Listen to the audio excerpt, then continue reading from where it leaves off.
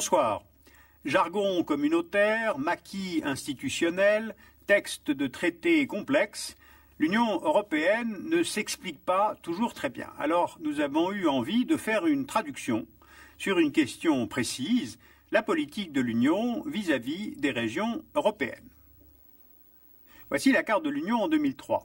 Elle a 15 États membres, 3 300 000 km², 380 millions d'habitants, et avec un produit intérieur brut total de 8 826 milliards d'euros, c'est-à-dire un PIB 8 fois plus important que celui de la Chine, l'Europe produit plus du quart de la richesse mondiale. En somme, l'Europe est une région très riche. Mais si maintenant on détaille cette carte, on s'aperçoit que les choses ne sont pas si harmonieuses. Car en fait, il y a de grands écarts de richesse d'une région à l'autre de l'Union. Trois grandes catégories.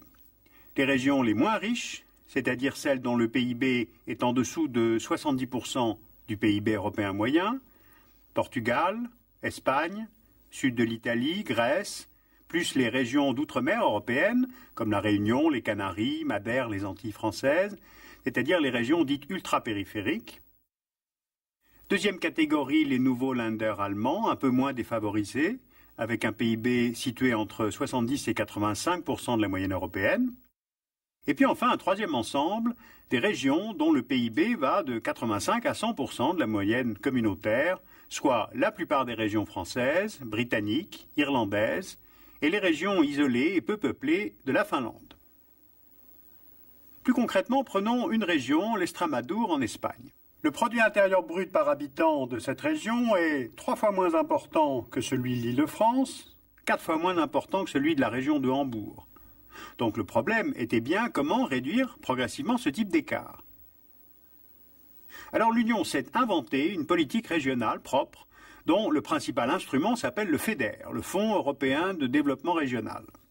Alors de quoi s'agit-il? Eh bien l'idée, cela a été de mettre en place un système de solidarité entre les Européens pour aider les régions les moins développées à rattraper le retard sur les régions les plus développées. Et ce, avec de gros moyens financiers, puisque l'enveloppe du FEDER, alimentée par le budget de l'Union, est la deuxième enveloppe après celle de la PAC, la politique agricole commune. Pour mémoire, je vous rappelle que le budget de l'Union est financé par les droits de douane, la TVA, un prélèvement sur les importations agricoles et surtout la contribution directe de chaque État membre, dont le montant est calculé en fonction de la richesse et de la superficie de chaque pays. Alors comment fonctionne le FEDER ? Prenons les régions européennes dont le PIB est inférieur à 75% de la moyenne communautaire. Dans ces régions, le FEDER cofinance des projets d'infrastructure, développement des PME, des projets dans le domaine de la santé, de la recherche. C'est le premier objectif du FEDER. D'ailleurs, on appelle ces régions des régions d'objectif numéro 1. Deuxième bénéficiaire du FEDER, les régions d'objectif numéro 2, et qui, elles, sont en reconversion économique, notamment suite à un déclin rural, une mutation industrielle, ou bien des régions qui subissent une crise de la pêche. Pour bien comprendre, reprenons notre exemple espagnol, puisque la péninsule ibérique est pour le moment le premier pays bénéficiaire des fonds du FEDER. Au moment de son adhésion en 1986, l'Espagne possède un réseau routier beaucoup moins dense que dans le reste de l'Europe. Le gouvernement espagnol prévoit de construire 3200 km d'autoroutes, mais l'Espagne ne peut pas à elle seule financer un tel programme. Donc ce programme est soumis à Bruxelles, et comme certains de ces axes routiers espagnols sont jugés d'intérêt communautaire, Bruxelles décide de financer certains tronçons pour moitié via le FEDER. À Valence, c'est le port qui a été modernisé avec un cofinancement FEDER. D'ici 2010, les financements FEDER contribueront à la construction de lignes TGV, au développement du métro de Madrid, à l'agrandissement des aéroports de Madrid et Barcelone. En 12 ans, on note que le PIB de l'Espagne est passé de 68 à 90% de la moyenne communautaire. Eh bien, c'est une progression à laquelle on peut associer l'impact du FEDER, c'est-à-dire l'impact de cette politique régionale de l'Europe. Récapitulons avant de progresser. Parmi les programmes financés par l'enveloppe FEDER, il y a ceux qui concernent les régions d'objectif numéro 1, comme ces régions espagnoles. Ils représentent 80% de l'enveloppe FEDER. Les régions d'objectif numéro 2, c'est-à-dire celles qui sont en reconversion économique, elles représentent 13% des financements FEDER. Et enfin, 6% pour 2 programmes, Urban et Interreg. Urban est un programme destiné à soutenir des villes d'au moins 20 000 habitants qui connaissent de forts taux de chômage, des problèmes de délinquance ou d'environnement.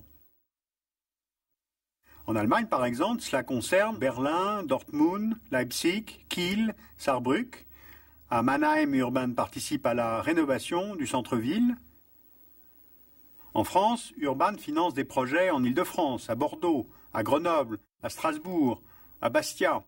Au Havre, par exemple, Urban cofinance la mise en valeur des quartiers en périphérie sud de la ville.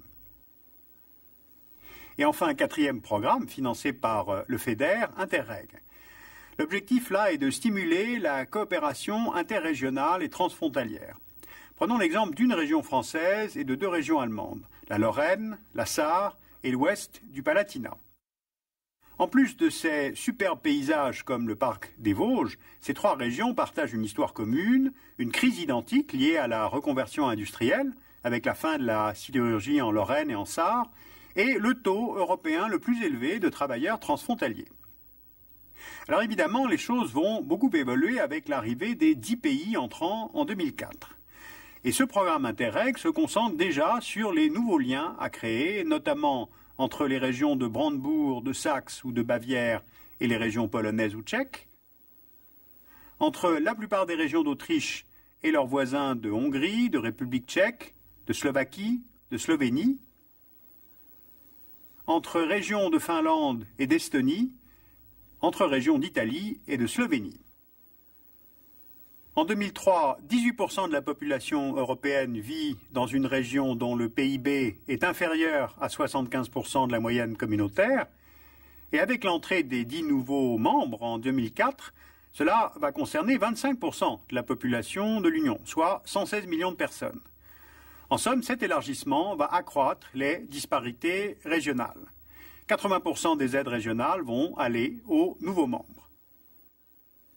Déjà, pour la période 2000-2006, une douzaine de régions, en Irlande, au Royaume-Uni, en France, en Belgique, au Portugal, en Italie, ne reçoivent plus qu'une aide transitoire.